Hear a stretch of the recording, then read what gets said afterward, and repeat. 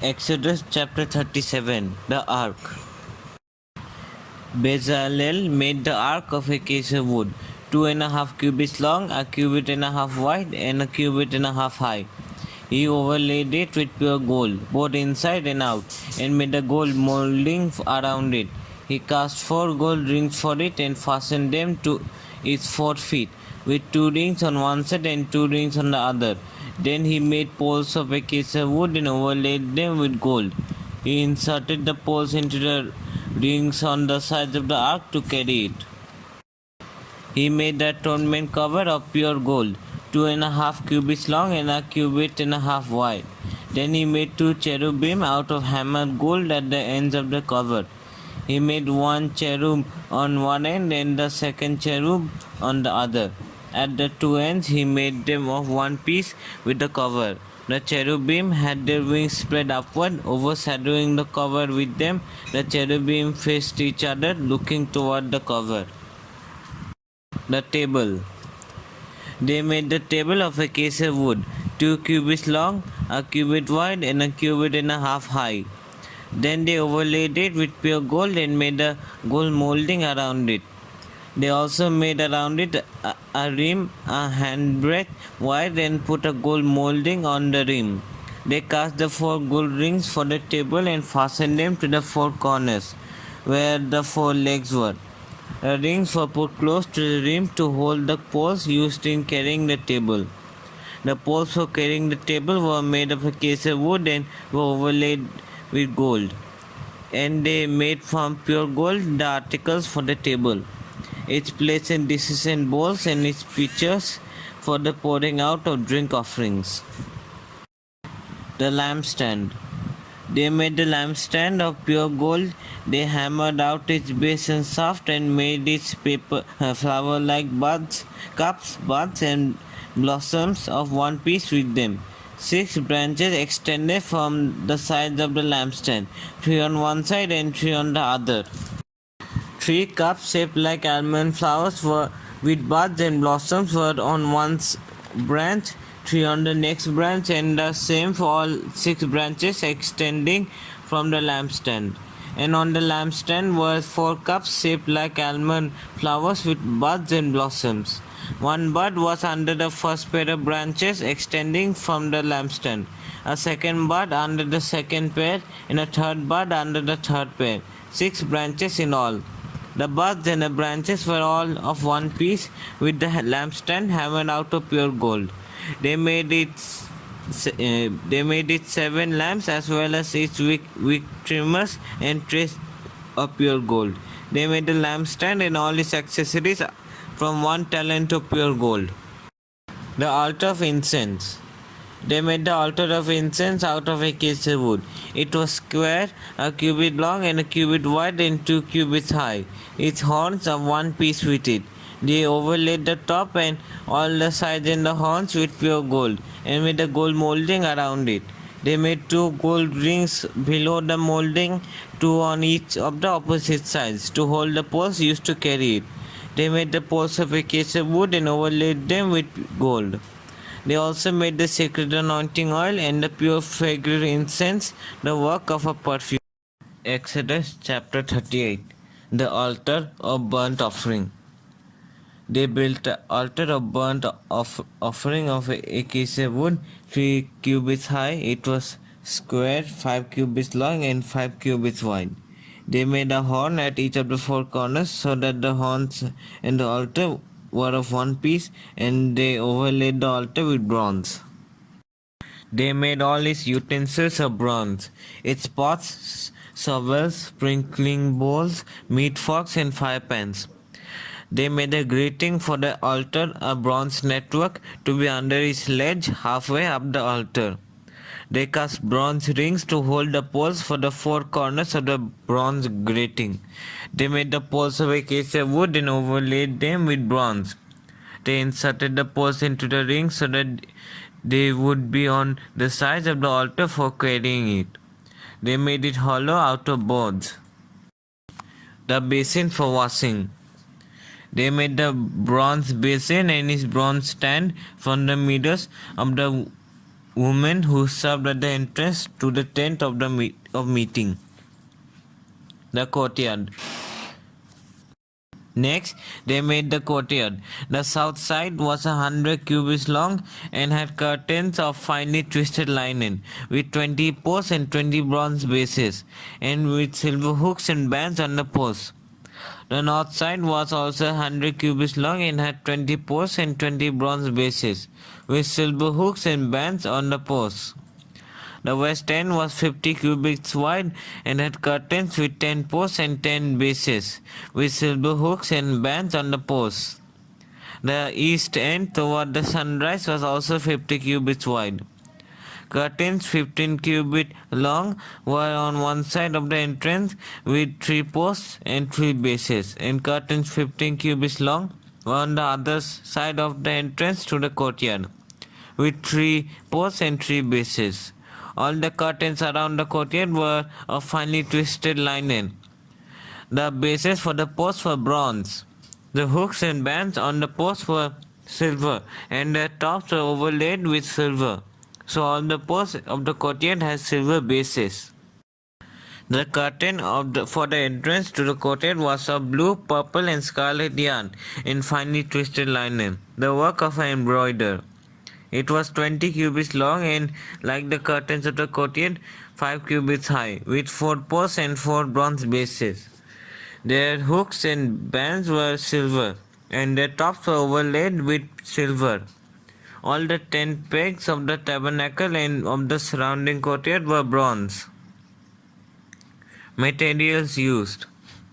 These are the amounts of the materials used for the tabernacle of the covenant law, which were recorded at Moses' command by the Levites under the direction of Ithamar, son of Aaron, the priest. Bezalel, son of Uri, son of Hur, of the tribe of Judah, made everything the Lord commanded Moses. With him was Oholiab, son of Ahisamach, of the tribe of Dan, an engraver and designer, and an embroiderer in blue, purple, and scarlet yarn and fine linen. The total amount of gold from the wave offering used for all the work on the sanctuary was 29 talents and 730 shekels, according to the sanctuary shekel. The silver obtained from those of the community who were counted in the census was 100 talents and 1,775 shekels, according to the sanctuary shekel. 1 beker per person, that is half a shekel, according to the sanctuary shekel, from everyone who had crossed over to those counted 20 years old or more, a total of 603,550 men. The 100 talents of silver were used to cast the bases for the sanctuary and for the curtain. 100 bases for the 100 talents, 1 talent for each base. They used 1,775 shekels to make the hooks for the posts, to overlay the tops of the posts, and to make their bands. The bronze from the wave offering was 70 talents and 2,400 shekels. They used it to make the bases for the entrance to the tent of meeting, the bronze altar with its bronze grating and all its utensils, the bases for the surrounding courtyard, and those for its entrance, and all the 10 pegs for the tabernacle and those for the surrounding courtyard. Exodus chapter 39. The priestly garments. From the blue, purple, and scarlet yarn, they made woven garments for ministering in the sanctuary. They also made sacred garments for Aaron as the Lord commanded Moses. The ephod. They made the ephod of gold and of blue, purple, and scarlet yarn, and of finely twisted linen. They hammered out thin sheets of gold and cut strands to be worked into the blue, purple, and scarlet yarn and fine linen, the work of skilled hands. They made shoulder pieces for the ephod, which were attached to 2 of its corners, so it could be fastened. Its skillfully woven waistband was like it, of one piece with the ephod and made with gold, and with blue, purple, and scarlet yarn, and with finely twisted linen, as the Lord commanded Moses. They mounted the oilstones and gold filigree settings and engraved them like a seal with the names of the sons of Israel. Then they fastened them on the shoulder pieces of the ephod as memorial stones for the sons of Israel, as the Lord commanded Moses. The breastpiece. They fastened the breastpiece, the work of a skilled craftsman. They made it like an ephod of gold and of blue, purple, and scarlet yarn, and of finely twisted linen. It was square, a span long and a span wide, and folded double. Then they mounted 4 rows of precious stones on it. The first row was carnelian, chrysolite, and beryl. The second row was turquoise, lapis lazuli, and emerald. The third row was jacinth, agate, and amethyst. The fourth row was topaz, onyx, and jasper. They were mounted in gold filigree settings. There were 12 stones, one for each of the names of the sons of Israel, each engraved like a seal with the name of one of the 12 tribes. For the breastpiece, they made braided chains of pure gold, like a rope.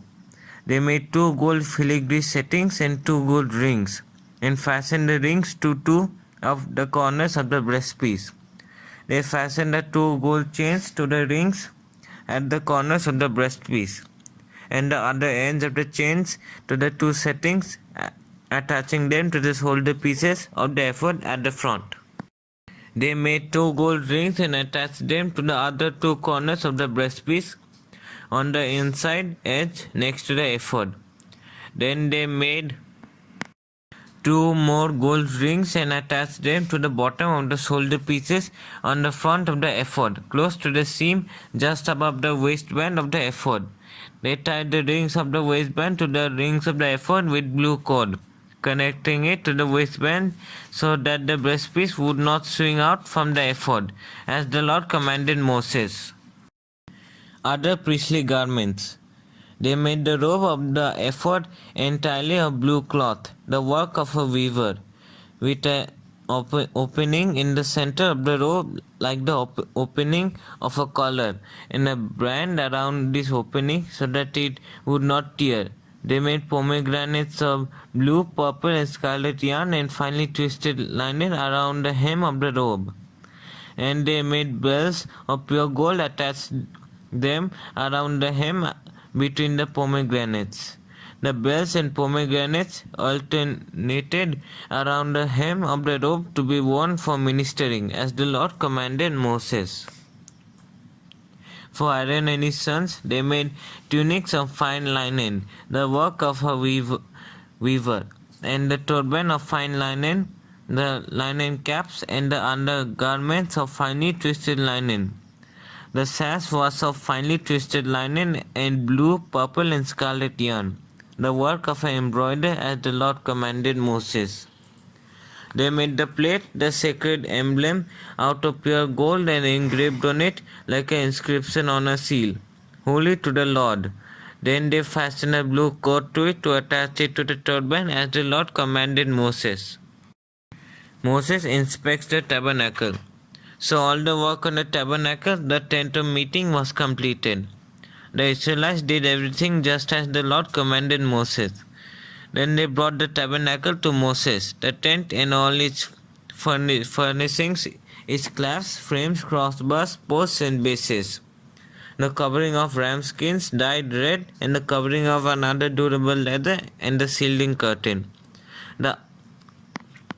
The Ark of the Covenant law with its posts and the atonement cover, the table with all its articles and the bread of the presence, the pure gold lampstand with its row of lamps and all its accessories, and the oil for the light, the gold altar, the anointing oil, the fragrant incense, and the curtain for the entrance to the tent, the bronze altar with its bronze grating, its posts and all its utensils, the basin with its stand, the curtains of the courtyard with its posts and bases, and the curtain for the entrance to the courtyard, the ropes and tent pegs for the courtyard, on the furnishings of the tabernacle, the tent, of meeting, and the woven garments worn for ministering in the sanctuary, both the sacred garments for Aaron the priest and the garments for his sons when serving as priests.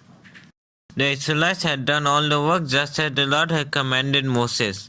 Moses inspected the work and saw that they had done it just as the Lord had commanded. So Moses blessed them.